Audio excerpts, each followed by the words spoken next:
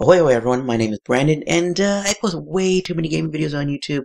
I'm not going to help with that problem today. Yeah, maybe not a topic for another video. Anyway, the purpose of this video is a little critical video, and it's going to have some criticism.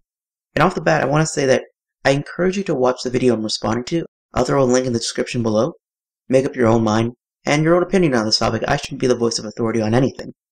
If you're watching this video, I assume you're aware of EA's troubles with SimCity and the outrage that came from consumers. Justifiably so, by the way, and I'll get to that a little bit later.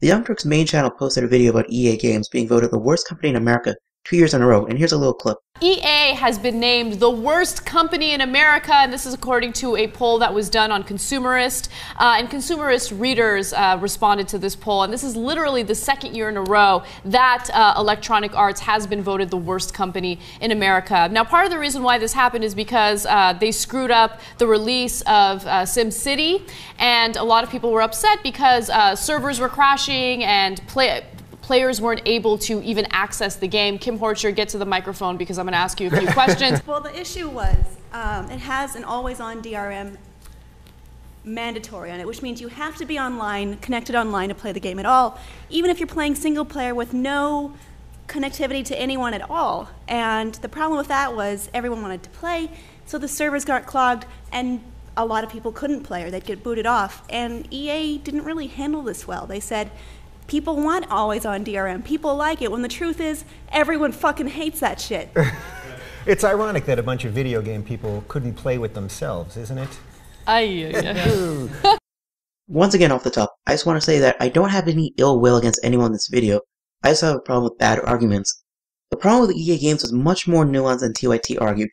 Kim Horcher posted one argument about always online DRM driving everyone's outrage, which was certainly one part of the problem. But that misses the entire point of the poll. Why did gamers feel compelled to vote EA Games the worst company in America? If anyone followed this issue, EA Games actively ignored the press and consumers. For weeks, it was impossible to get a straight answer out of EA. First, they said nothing. Then they claimed it was an online feature that was fused into the DNA of the game. This was proven false because someone actually went into the game's coding and found there was no fusing. It was a single line of code that could be removed at any time. And you have to remember, EA Games isn't a small company. They're the biggest video game company in the world. Why don't they work to help their consumers? Why don't they work to better their consumers' trust? Because they want you to download their own client, EA Origin, their own online client just to advertise their games. Whenever you play it, you have a friends list on EA's social network, and they can see that you're playing it. In other words, you're a walking advertisement. EA Games was stubbornly insistent on keeping always online DRM just to market their own service and their own games. But the entire point of the poll was the capitalist marketplace working. Consumers hated EA Games' customer service and they hated being lied to. And as consumers, they petitioned against it, voting EA Games as the worst company in America 2 years in a row. So while always online DRM was one issue, it doesn't speak to the larger psychosis of gamers. This is the same company that buys out their competition with exclusive deals, I'm talking about the Madden deal, and champions microtransactions in video games. And not to mention the poor customer service that comes with EA's Origin client. TYT would go on to read EA's statement about the story. But I thought that the letter that the CEO sent out was kind of brilliant.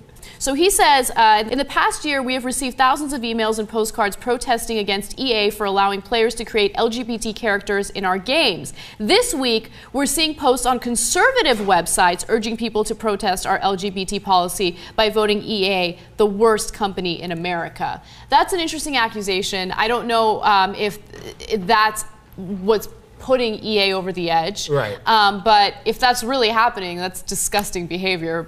How much lower can the anti-gay people get? Like, how much lower can they dig this ditch? Now it's not only in the real world. We don't like gay people in this world that we all live in. We actually don't like them in like 16 bits anymore. You know what I mean? Yeah. We don't even like them in the virtual world. Like, literally, if that's the case, that they had, you know, campaigns and mailing lists, then, you know, again, this is where you got to back EA, and they are the big boys, so they're going to get a lot of the gut for it. Cenk has taught us that just to simply read press statements is bad reporting. When EA Games snuck in that conservative groups were a factor in EA Games being voted the worst company in America, they knew what they were doing. They depended on news outlets who didn't really know about gaming just to read their statement, and unfortunately TYT fell for it. The consumers, the people who actually held the poll, debunked this whole thing by saying that none of their analytics showed political motivations of homophobia from conservative groups driving the poll. EA Games chose not to look internally and figure out how they can serve the consumer better.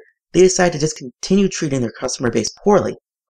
And you would think that TYT would appreciate online activism against a disconnected corporation.